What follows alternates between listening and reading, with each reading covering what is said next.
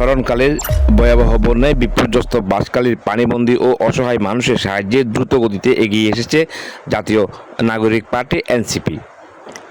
শুক্রবার দিনব্যাপী বাঁশখালী উপজেলার বন্যা কবলিত বিভিন্ন ইউনিয়নের প্রত্যন্ত এলাকায় ক্রমশ সমমান পানি পেরিয়ে প্রায় 2000-এরও অধিক বানবাসী মানুষের বাড়ি বাড়ি গিয়ে রান্না করা খাবার ও শুকনো খাবার পৌঁছে দিয়েছেন এনসিপির নেতৃবৃন্দ।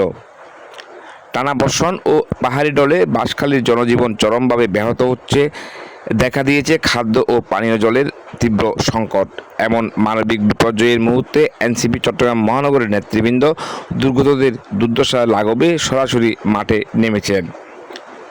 ত্রাণ বিতরণ কার্যক্রমে উপস্থিত ছিলেন জাতীয় নাগরিক পার্টি এনসিপির চট্টগ্রাম নাগরিক পার্টি সদস্য সচিব আরিফ মাইনুদ্দিন, যুগ্ম আহ্বায়ক ওসমান গনি, যুগ্ম সদস্য সচিব সাদিয়া আফরিন, আসিফ চৌধুরী, আসগর আলী আশিক, আজাদ চৌধুরী এবং কোষাধ্যক্ষ এমদাদুল হক এমদাদ সহ অন্যান্য নেতৃবৃন্দ।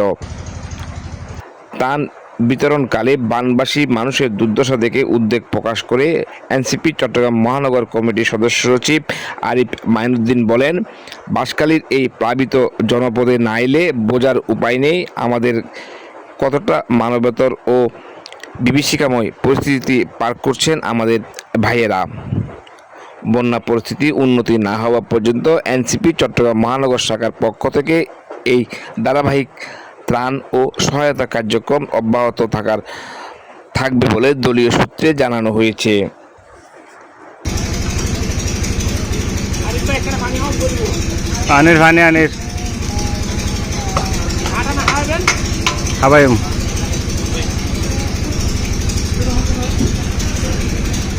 বুঝি নাই।